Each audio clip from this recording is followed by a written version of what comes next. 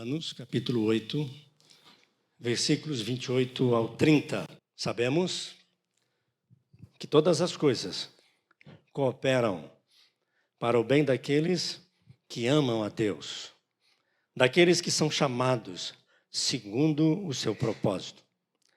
Porquanto, aos que de antemão conheceu, também os predestinou para serem conforme a imagem de seu Filho, a imagem a fim de que ele seja o primogênito entre muitos irmãos.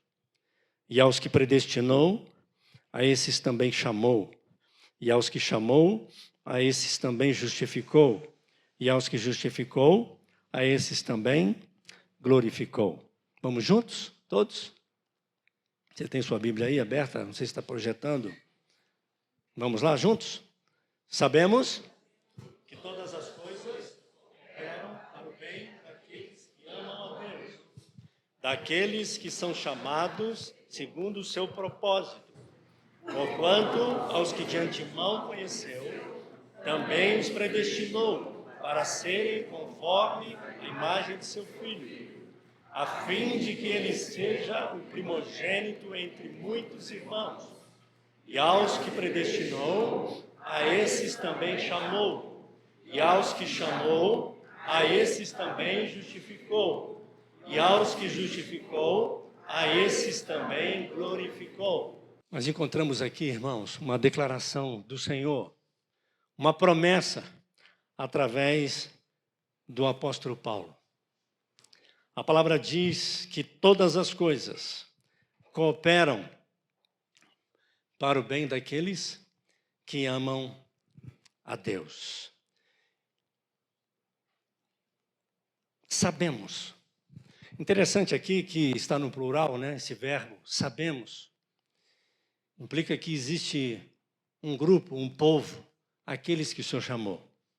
Aqueles que agora sabem disto que acabamos de declarar. Mas esse saber, irmãos, eu tenho às vezes repetido isso aqui algumas vezes, né? Não é somente saber teológico, não é somente saber teórico, não é apenas um saber compreensivo, racional, mas é também um saber experimental. Como, por exemplo, o Salmo 34, como diz: provai e vede que o Senhor é bom. Significa, irmãos, experimentar, provar a bondade do Senhor. E se você ler todo o Salmo 34, você vai perceber isso. É uma declaração de alguém que experimentou, que viveu a bondade, o cuidado, experiência com Deus, não só de conhecimento de palavra. Eu acho que foi domingo mesmo passado, eu disse aqui para os irmãos, a palavra conhecer na Bíblia, quando se trata de conhecimento, ele é muito mais profundo do que aquilo que a gente entende na nossa língua. O conhecer bíblico, tanto Antigo Testamento e Novo, mesmo no hebraico e depois trazido para o grego, o conhecer implica em relacionamento e intimidade. É muito mais profundo do que apenas tomar ciência do saber ou do conhecer teológico ou teórico.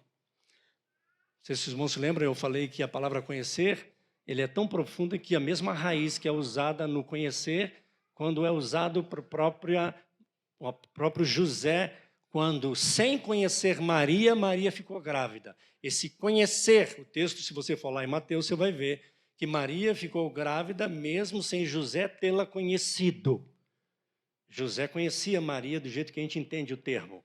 Ele era noivo dela. Esse conhecer é relacionamento íntimo e sexual.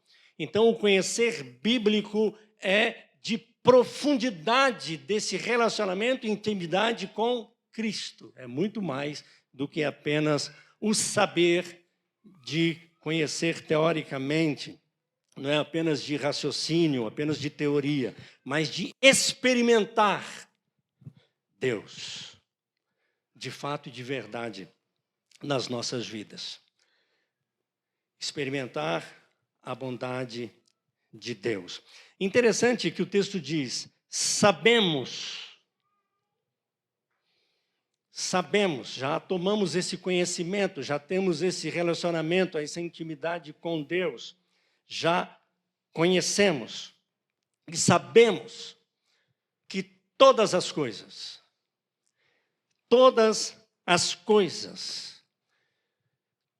irmãos, são todas. Na quinta-feira, nós tivemos um culto abençoado aqui, celebrando o Dia de Ações de Graças. E falamos sobre o texto do apóstolo Paulo, 5,18. Em tudo, dai graças, porque esta é a vontade de Deus. Cadê os irmãos que decoraram na quinta-feira? Vontade de Deus em Cristo Jesus. Para aqueles conosco. E interessante que quando o texto fala em estarmos tendo essa experiência com Deus, esse conhecimento, não é apenas de palavra, mas de verdade. E ali é um mandamento. Quando Paulo deixa essa palavra, é uma palavra de ordem, é mandamento. Dar graças em tudo. E aqui, irmãos, quando nós lemos que nós sabemos que todas as coisas, sejam elas boas ou ruins, todas as coisas, tudo o que acontece na vida do crente. Sabemos que todas as coisas cooperar, irmãos, é juntar as coisas. Cooperar é juntar as coisas boas e ruins. E isso redundará em bênção. Todas as coisas cooperam, coisas boas ou ruins. Nós sabemos que todas as coisas cooperam. E é interessante, irmãos, que não importa, são todas as coisas. Sua desobediência, sua obediência, sua compreensão ou não, coopera. Tudo o que você planejou, tudo o que você não planejou, o texto diz que são todas as coisas. Todas as coisas cooperam. Interessante isso, né, irmãos? Nós precisamos, se hoje somos esse grupo, ou esse povo, que sabemos que todas as coisas cooperam, você podia dar graças a Deus. Você pode dar graças a Deus? Obrigado, Senhor. Quanto aborrecimento, quanta coisa ruim, quanta luta, quantas vitórias, Senhor, quantas bênçãos, quanto acerto, quantos cuidados do Senhor. Você pode, de fato, de todo o coração, dar graças a Deus? Obrigado, Senhor, pela doença. Obrigado, Senhor, por esses problemas, por essas lutas, por essas dificuldades. Todas essas coisas cooperam. E é interessante, irmãos, que o texto diz que é para o bem. Difícil, né? Mas nós somos estes que sabemos que todas as coisas cooperam para o bem. Bem de quem? Interessante que quando a gente lê esse texto, é importante a gente lembrar disso, que todas as coisas cooperam para o bem daqueles que amam a Deus. Eu e você somos alguns desses. Mas não necessariamente que eu e você veremos todas as coisas. Há muitas coisas que talvez são necessárias que aconteçam na nossa vida para um bem, mas é um bem dos outros.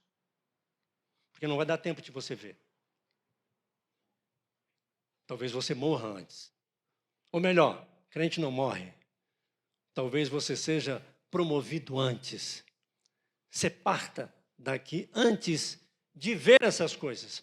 Então, todas as coisas cooperam para o bem.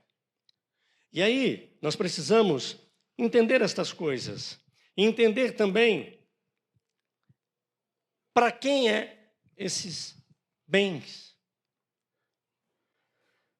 E o texto responde. Lembram do texto 28? Sabemos que todas as coisas cooperam para o bem de quem? Daqueles que amam. Primeiro, daqueles que amam a Deus. Quem ama a Deus?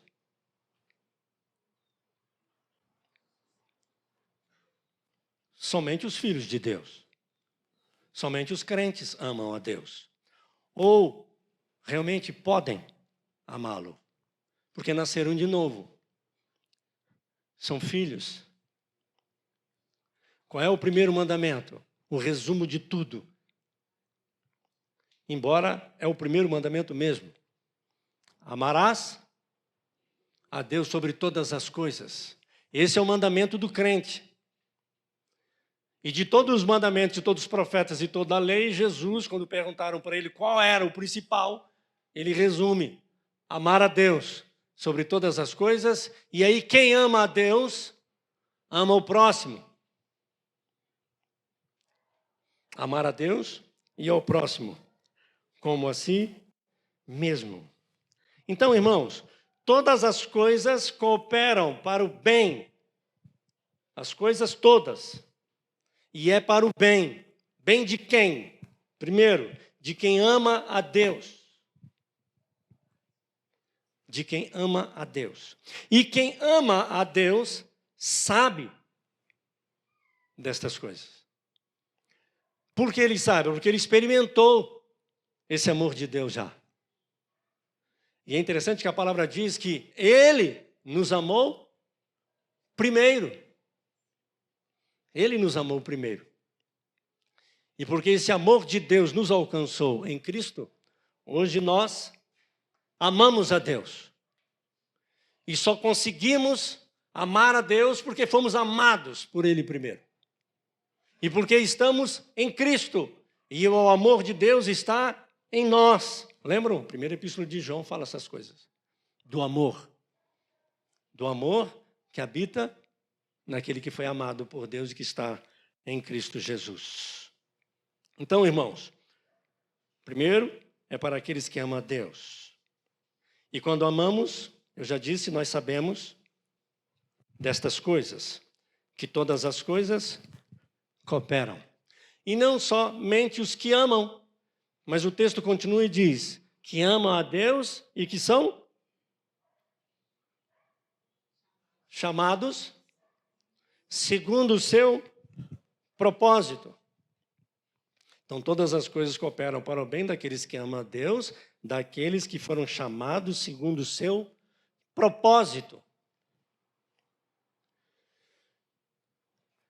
Deus nos criou, nos trouxe a existência e nos chamou.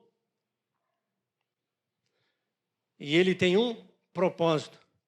E esse propósito, irmãos de Deus, não é uma coisa que agora nós estamos em Cristo, amamos a Deus, descobrimos que fomos chamados pelo Senhor, e aí Deus começa a criar esse propósito. Não.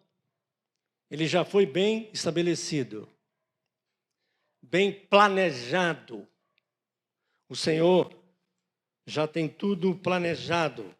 Ele tem esse propósito planejado. Ele já estabeleceu todas as coisas.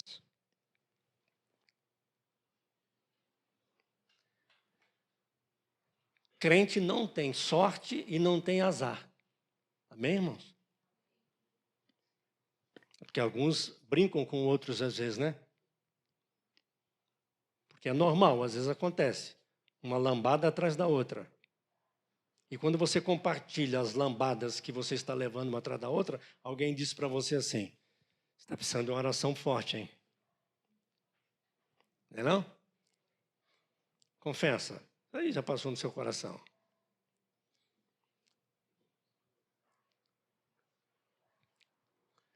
As pessoas brincam, não brincam? Às vezes, com isso. Mas é interessante a gente entender isso, irmãos. Que o Senhor tem tudo já pré-estabelecido, tudo bem planejado. Nós não temos nem sorte nem azar. Nós estamos dentro do projeto e do plano de Deus. E nele nós somos abençoados. Somos conhecidos assim. O povo que teme ao Senhor é um povo abençoado. Em muitos momentos, em toda a história, irmãos, desde a criação, muitos se assustam ao ver um povo tão abençoado. No período da igreja, no início, alguns tinham até medo dos crentes. Tão abençoados. E tamanho o poder e o agir de Deus sobre a igreja. De relacionamento e intimidade com Deus. Vidas sendo transformadas, salvas, libertas. E isso assusta, muitas vezes, muita gente. Por isso, irmãos, lembrando que nós que amamos a Deus, que agora sabemos que todas as coisas, tudo isso, meu irmão, minha irmã, que está acontecendo com você, tudo isso que já aconteceu com você, é para o seu bem. Muitas coisas que não foram tão boas, foram ruins, estão sendo ruins, mas a Bíblia diz, é para o seu bem. Isso não é tremendo, irmãos? Para a gente que crê, para a gente que reconhece a Cristo, para a gente que reconhece que Ele é o Senhor, que Ele é soberano, que Ele conduz, dirige todas as coisas, que Ele é o Deus da providência, é o Deus que trabalha para que todas as coisas cheguem aonde Ele quer que cheguem, independente do que aconteça. Ele já estabeleceu estas coisas. E aí, irmãos, nós podemos estar contente, como diz o apóstolo Paulo, escrevendo a sua carta aos Filipenses, não é? Eu aprendi, porque ele sabia disso, a estar contente em toda e qualquer situação. E ele descreve algumas coisas, de lutas, de fome, de escassez, de perseguição. Nesta carta aos Filipenses, ele está sendo grato, porque esta igreja, por várias vezes, o abençoou e cuidou dele. Mas quando ele declara isso, que aprendeu a estar contente em toda e qualquer circunstância e situação, eles não estavam preocupados com aquilo que ele estava recebendo ou as bênçãos recebendo, porque Deus cuidava dele. Mas ele exalta ali a questão da bênção daquele que os abençoavam, porque estavam investindo no reino. E por abençoar os outros, seriam abençoados. Mas ele aprendeu a estar contente em toda e qualquer situação. Nós precisamos fazer isto, irmãos. Nos alegrarmos. É claro que não é fácil. Não é fácil. Em nenhum lugar a Bíblia diz que seria. O que o Senhor prometeu é que cuidaria de nós e estaria conosco. E que sustentaria. Esta é a promessa do Senhor até aquele dia.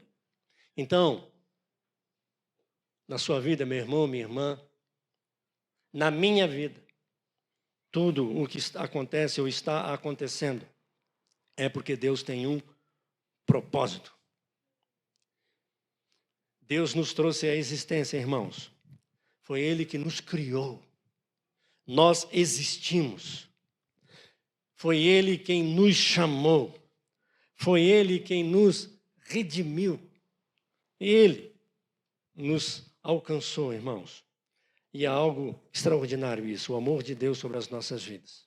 Há alguém que disse que são duas coisas extremamente importantes na nossa vida, em toda a nossa vida. Duas coisas. Quando nós nascemos e quando nós descobrimos o nosso propósito. Faz toda a diferença. Quando nós descobrimos o propósito que Deus tem sobre as nossas vidas. E eu já disse aqui uma outra feita. Ninguém, nem demônio, nem diabo nenhum, nem nenhuma outra criatura. Está lá em Romanos, ele usa essas expressões e fala que nada nos separará do amor de Deus, que está em Cristo. E ninguém, irmãos, nada, nem esses que estão lá escritos também, vão impedir o propósito que Deus tem na sua vida. Ninguém. Nem você. Nem você. Eu disse aqui, já outra vez, eu acho que eu falei quinta-feira também, nem os seus pecados, até os pecados que você comete, Deus usa para que você cresça, você aprenda, você seja fortalecido, você aperfeiçoe. Quando você reconhece, pede perdão, se humilha. Lembram? Todas as coisas, tudo o que acontece na nossa vida, até os nossos erros, é para o nosso bem. Deus usa para o nosso bem, porque Ele que nos fez, Ele nos chamou, Ele nos redimiu, Ele nos resgatou, irmãos, porque Ele tem um propósito. E é interessante, irmãos, que o texto, a palavra diz e nos mostra como que Deus cumpre esse propósito. Como que Deus cumpre esse propósito? Primeiro, é claro, precisamos entender aqui que é o Senhor Deus que faz tudo. É o Senhor. Deus, a glória é só dele. O Senhor faz todas estas coisas. O texto nos mostra aqui de maneira clara. E é interessante que o propósito é para o mesmo, ou os mesmos. Quando o texto diz aqui, sabemos que todas as coisas cooperam para o bem daqueles que amam a Deus, daqueles que são chamados segundo o seu propósito. Olha o 20. Porquanto aos que de antemão conheceu, também predestinou. Depois ele continua. E os que predestinou, também chamou. E aos que chamou, também justificou. Ou seja, o texto nos mostra que aqueles que ele chamou, ele também justificou, porque esses também foram predestinados. Ou seja, ele faz a obra completa. Ele não chamou esses, e de repente agora esses se perdem, e esses é que ele predestinou, ou estes que ele justificou. Não. Aqueles que ele predestinou, chamou, elegeu, como nós cantamos aqui, justificou, ele também glorificou. O mesmo. É importante observarmos isso, irmãos. A mim e a você, que ele nos criou. E a palavra diz que antes da fundação do mundo, ele nos escolheu, nos chamou. Ele justificou, ele santifica e ele glorifica. Ele faz uma obra completa. Completa, irmãos. Concluída. Pronta. É a declaração do Senhor. E observe uma coisa interessante que está no verbo, no grego auristo aqui. Só para os irmãos entenderem, quando o texto diz, nos mostra, é no passado. Observaram que é no passado? Aqueles que ele fez no passado. Só que no grego aqui, este verbo, significa que é algo que aconteceu, não aconteceu, mas concretizou. Parece complicado, né? Mas são aqueles que ele escolheu e predestinou e glorificou. Já foram, mas também ainda não. Nós ainda estamos aqui. Eu falei na quinta-feira, né? Nós vivemos o agora, mas o ainda não. Nós já somos salvos e seremos glorificados. Nós já vivemos aqui hoje como aqueles que já morreram com Cristo e já ressuscitaram. Nós já ressuscitamos. Paulo diz que nós já estamos nas regiões celestiais. Ou seja, já está pronta e ainda não. Só falta concluir. completar, mas já está pronta. Ou seja, aqueles que ele chamou, escolheu, trouxe à existência e que agora são deles, já estão glorificados. Eu sei que é difícil porque, irmãos, Deus, Ele está acima disso tudo. O Senhor, Ele olha para nós aqui agora, nós estamos aqui na casa de pedra e o Senhor está vendo, eu aqui na frente e os irmãos aí sentados. Mas Ele também está vendo nós já lá no reino eterno, na glória. Deus, Ele está aquém. Deus, Ele é atemporal, para Deus não tem tempo. É algo até, não tem como alcançar e não tem que ter explicação mesmo, porque se tivesse explicação, Deus não é Deus. Nós falamos às vezes de criação, de tudo, do universo, e falamos até do infinito. Deus está aquém do infinito também, porque foi Ele que criou o infinito. Ele criou tudo. Do nada Ele trouxe a existência de todas as coisas, e nós também. Então para Deus está tudo pronto. Ele olha, Ele vê o início e já vê o fim. Já a eternidade. Conhece todas as coisas, já vê tudo. Por isso, o agora e ainda não. Por isso, neste verbo grego mostra a questão do fez, não fez, mas está pronto. Porque também está fazendo. E esta obra em nós, pela palavra, concluída. Nós já estamos nele, somos dele.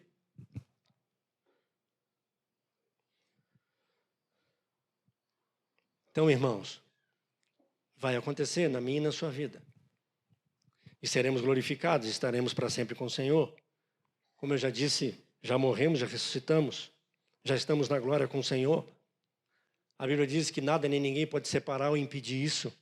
Aqueles que estão em Cristo Jesus. Agora, irmãos, Deus, Ele cumpre esses propósitos, ou o propósito dele. O versículo 29 mostra uma palavra interessante ali. Olha o versículo 29. Porquanto aos que de antemão conheceu. Esse conhecer aqui, por exemplo, é escolheu. Aqueles que ele separou.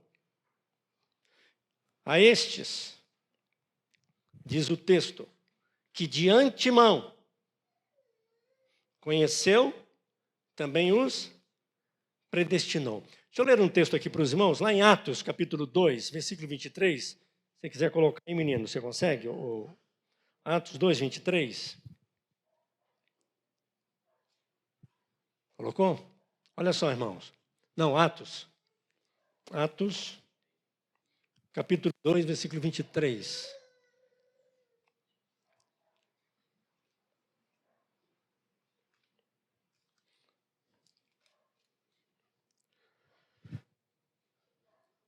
Olha o que o texto diz. Sendo este, falando acerca de Jesus, sendo este entregue pelo determinado desígnio e presciência de Deus. Esse desígnio aqui, presciência, significa desígnio mesmo.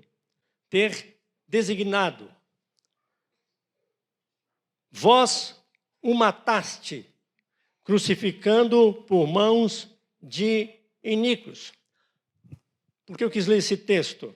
Assim como em Cristo, assim também na nossa vida, aquilo que Deus tem designado, planejado para a nossa vida, vai se cumprir, assim como se cumpriu essa determinação, esta escolha de Deus sobre as nossas vidas, sobre esse plano, na vida do seu próprio Filho.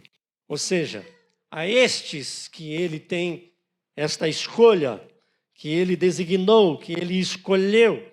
Irmãos, e escolheu antes de nós. A Bíblia diz, antes do mundo. Ele já nos predestinou. Irmãos, tem um texto lindo. Eu quero ler com os irmãos. Vamos abrir lá em Efésios, capítulo 1. Dá até para a gente ler o Efésios capítulo todo. É muito lindo esse texto, irmãos. Efésios capítulo 1. Paulo começa, dizendo assim: Paulo, apóstolo de Jesus Cristo, por vontade de Deus, aos santos que vivem em Éfeso e fiéis em Cristo Jesus. Graça a vós outros e paz da parte de Deus nosso Pai e do Senhor Jesus Cristo. Olha o versículo 3 em diante.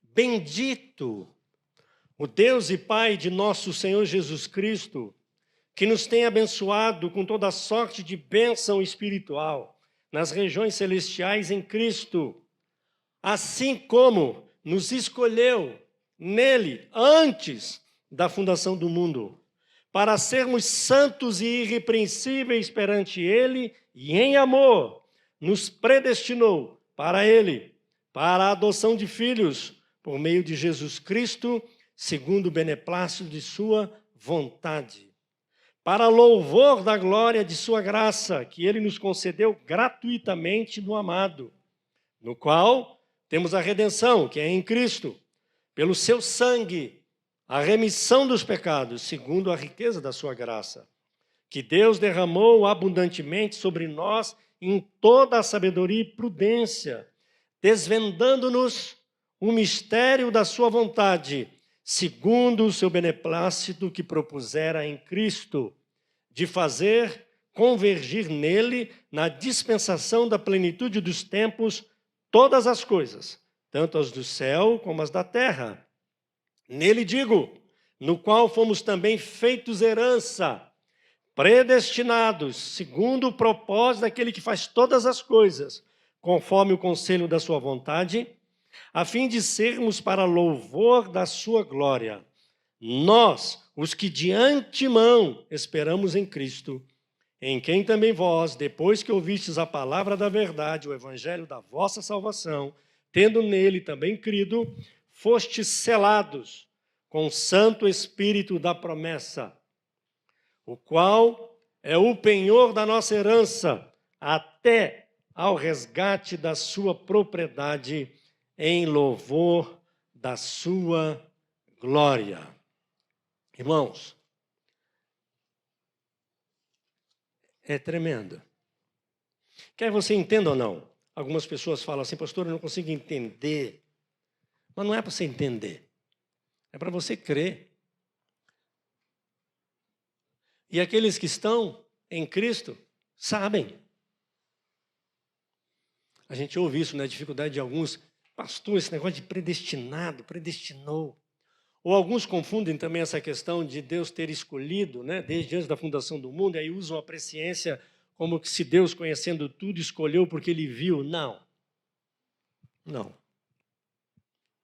Ele te escolheu porque ele te amou e ele te chamou. Porque ele tem poder para resgatar e restaurar aqueles que se perderam lá em Adão. E aqueles que ele predestinou e chamou, ele providencia tudo aquilo que for necessário para que esta pessoa chegue ao pleno conhecimento que foi revelado aqui, diz a palavra. É importante isso. Deus escolheu João porque o João, Deus viu lá na frente que João ia ser bonzinho, que João realmente ia temer e crer. Não, não. Não importa o tipo de pessoa, seria o maior criminoso ou não. Ele escolheu. E mesmo este, que poderia ser da pior estirpe que fosse, ele providenciou os meios para resgatar essa pessoa e transformá-la. A morte do próprio filho, a palavra sendo pregada, o Espírito Santo para convencer do pecado, da justiça e do juízo. Deus trabalhando para trazer aqueles que são dele, para cumprir o seu propósito. Então é importante entendermos esta questão de que ele escolheu.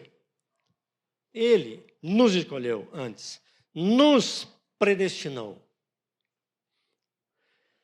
Um outro texto tremendo é 2 Coríntios 3,18, quando a palavra diz que por meio do Espírito nós somos agora transformados e vamos sendo restaurados, transformados à imagem de Cristo, porque o texto que nós lemos aqui, que nós estamos em Romanos, capítulo 8, o texto diz que ele tem esse propósito de fazer que nós sejamos parecidos com ele. Aí 8:29. Porquanto aos que de antemão conheceu, também os predestinou para serem conforme a imagem de seu Filho, a fim de que ele seja o primogênito entre muitos irmãos. Ele nos escolheu, ele nos chamou e nos predestinou para uma vida nele, para a santificação e para que estivéssemos sendo restaurados à imagem do próprio Filho. Nos lembram que Filho de Deus, somente o Senhor Jesus, gerado, unigênito. Mas por meio de Cristo, nós fomos transformados em filhos de Deus. Nos tornamos filhos de Deus. O pecado trouxe a queda, mas em Cristo fomos resgatados. E agora, no poder de Cristo, pelo seu sangue, lavados, e agora o poder do Espírito Santo em nós, nós somos transformados, sendo restaurados. E a palavra diz que nós vamos crescendo e aperfeiçoando até a imagem do seu Filho. Por isso buscamos isto. É claro, irmãos, que a plenitude só quando o Senhor Jesus vier buscar a sua igreja. Mas o importante é entendermos, irmãos, que a estes que ele chamou, ele regenerou, ele converteu, ele transformou. Não é algo só externo, mas começa interno. É no coração, na alma. Quando você reconhece e se rende a Cristo Jesus, você é regenerado, nascido de novo. E a palavra diz que a estes que ele fez isso, ele também o quê? Justifica. Olha aí o texto. E aos que predestinou, esses também chamou, e aos que chamou, esses também justificou. É a obra de Cristo. E é a obra completa, irmãos. Lembram? Completa. Fomos justificados. E esse justificado não é justificando, é justificado. Declarados justos, embora não somos. Mas em Cristo fomos declarados justos. Está lá em Romanos capítulo 5, versículo 1. Justificados, pois, mediante a fé, temos paz com Deus por meio de Cristo Jesus. Essa paz é esse relacionamento restaurado, que nós podemos ter comunhão e intimidade com Ele, nada mais impede. Nós voltamos a ter essa ligação com o Pai, porque fomos justificados em Cristo, declarados justos. E em Romanos ainda, os irmãos sabem que a carta do apóstolo Paulo aos Romanos é o maior tratado teológico, né? Ele trata de tudo, toda a teologia, não é? Da nossa fé. E no 8, ele fala nenhuma condenação há para aqueles que estão em Cristo. Você já está em Cristo? Você já sabe destas coisas? Você já nasceu de novo? Você já foi regenerado? Você já experimentou Cristo? Não é só ter ouvido dele. Tem muita gente que já ouviu. Mas você já está nele? Nenhuma condenação há para aqueles que estão em Cristo Jesus. E por último, glorificou. É interessante que aqui, irmão, você encontra a tulipe, né? Você encontra a tulipe aqui. Você encontra aqueles 5 pontos, lembram? Depravação total, eleição incondicional, expiação limitada, graça irresistível e perseverança dos santos. O texto diz que a estes que também justificou, e aos que justificou, a este também glorificou. Irmãos, vai chegar aquele dia em que, de uma vez por todas, tirará de nós todo o pecado. E estaremos pleno na presença de Deus, glorificado. Lembra que eu falei do agora ainda não? Pela fé, nós já cremos que o Senhor já fez na minha e na sua vida. Ele nos criou, nos trouxe existência, nos chamou, nos regenerou, transformou, santificou, já declarou que somos justos e nos garante também eternidade. Já podemos viver como aqueles que são glorificados. Estaremos na plenitude diante do Senhor. Enquanto aqui, irmãos, acontece o que está lá em 1 João. Dá uma olhadinha em 1 João, primeira epístola de João, capítulo 3, no versículo 2. 1 João,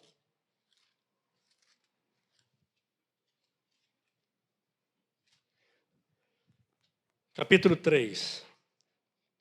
O 1 já nos mostra o amor de Deus, né? Olha, vede que grande amor nos tem concedido o Pai, a ponto de sermos chamados filhos de Deus. Os irmãos já aprenderam isso, né? Vou repetir para você conseguir conversar com o testemunho de Jeová. O testemunho de Jeová diz que Jesus é filho de Deus e que ele não é Deus. Deus é Jeová, o Pai.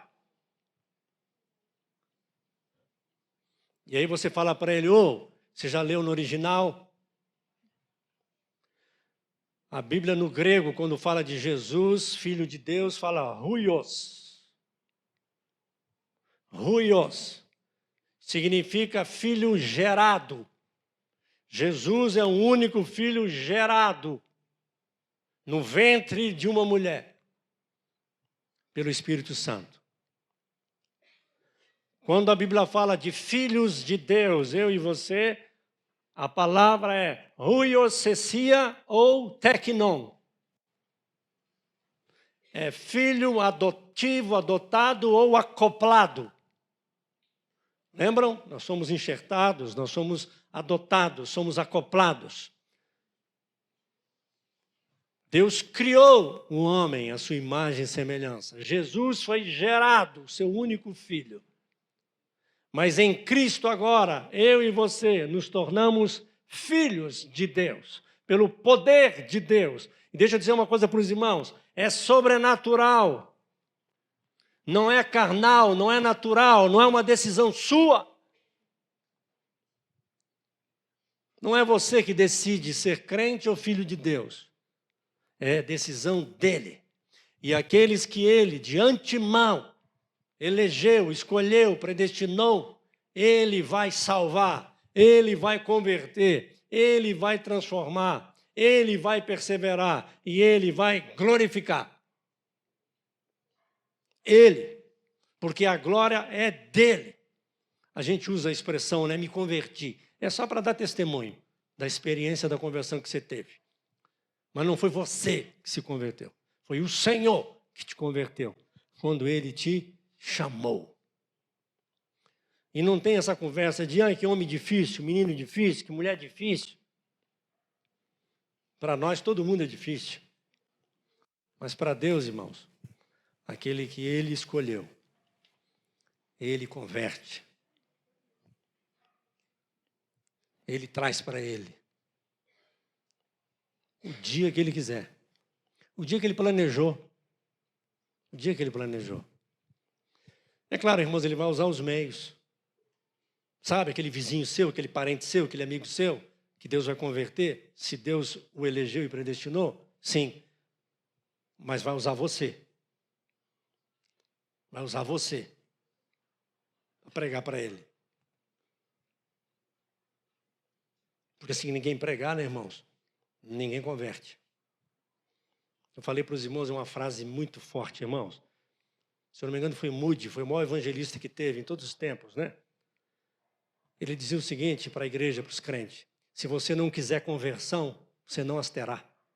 É só você não pregar para ninguém. Porque a missão de pregar o evangelho é minha e sua. de converter é dele. Só que nós não sabemos a hora, nem quando, nem de que jeito. É por isso que todas as coisas cooperam para o bem. Deus usa coisas, situações que a gente não entende, irmãos. Mas o maravilhoso é que eu e você, que entendemos isto, nós já sabemos que todas as coisas cooperam. E às vezes, quem sabe, Senhor, obrigado, Senhor, porque através desta minha enfermidade, através dessa situação, através desta provação, o Senhor salvou a minha família. O Senhor quebrantou. O Senhor mostrou o caminho. O Senhor despertou vidas. Deus faz isso, irmãos. Deus faz essas coisas. Deus faz coisas que a gente não entende. Por quê? Porque aqueles que Ele escolheu, predestinou, chamou, elegeu, Ele vai converter. Ele vai salvar. Ele vai redimir, regenerar, transformar. Eu vi um testemunho essa semana, alguém falando de um jovem que de repente foi conversar com um menino e percebeu diferença. O menino já era um menino bom, mas na conversa foi perceptível e aí perguntou: o que aconteceu com você? Eu batizei esses dias, entreguei minha vida para Jesus. Olha que tremendo. Quando o Senhor Jesus alcança as pessoas, quando elas são convertidas, elas são transformadas, porque elas foram regeneradas. A mudança. E aí eu e você que passamos por essa experiência e que já vivemos isto, podemos nos alegrar no Senhor. E dar graças a Deus, porque sabemos que todas as coisas cooperam para o bem daqueles que amam a Deus, ou seja, dos que foram alcançados em Cristo, que agora amam a Deus. Aqueles que Deus tem um propósito. E é maravilhoso a gente entender isso, irmãos, porque quando a gente entende isso e naquela forma em que a gente reconhece e entrega a vida para Jesus, que a gente confessa que é necessário, a gente, na maioria das vezes, o que a gente fala para o Senhor? Senhor, está aqui a minha vida, ela é sua. A gente não fala isso? A gente fala assim: Senhor, faz da minha vida a tua vontade. Você falou isso. E agora você está reclamando do quê? Deus poderia muito bem falar assim: Ivo, entenda uma coisa. Deus falando: é preciso que aconteça isso, então eu vou fazer você passar por isso, porque eu quero fazer isso. Deus não faz isso, sabe por quê? Porque se Ele me contar tudinho o que Ele está fazendo, eu atrapalho. Eu vou atrapalhar, sabe? Eu vou quebrar a surpresa. Eu vou dar o passo maior. Eu vou estragar. Sabe aquele negócio que as pessoas tentam fazer surpresa e não conseguem? É mais ou menos isso, porque fala demais. Então Deus não fala nada. Ele pegou aquela expressão sua: Senhor, minha vida é sua. Aí Deus pegou: ok. E aí Deus olha: caramba, vou ter que fazer o Marcelo passar por aquilo. Deus pensando, porque ele não vai falar. Aí ele vai e faz. Porque ele entende que o Marcelo já sabe que todas as coisas cooperam para o bem daqueles que amam a Deus. O Ivo sabe, Mateus sabe, você sabe, nós sabemos que todas as coisas cooperam. Vamos orar, irmãos? Eu queria orar por você, por mim, nesta noite. Feche os teus olhos, coloque sua vida diante do Senhor. Eu sei que às vezes é difícil, irmãos, mas se você está em Cristo, você precisa crer nisso e reconhecer que Ele é Senhor. Ele planejou isso tudo e é para a glória dEle. Quer algumas coisas a gente entenda ou não, mas Ele é poderoso também para cuidar da gente, amenizar a dor, restaurar, curar. Em nome de Jesus.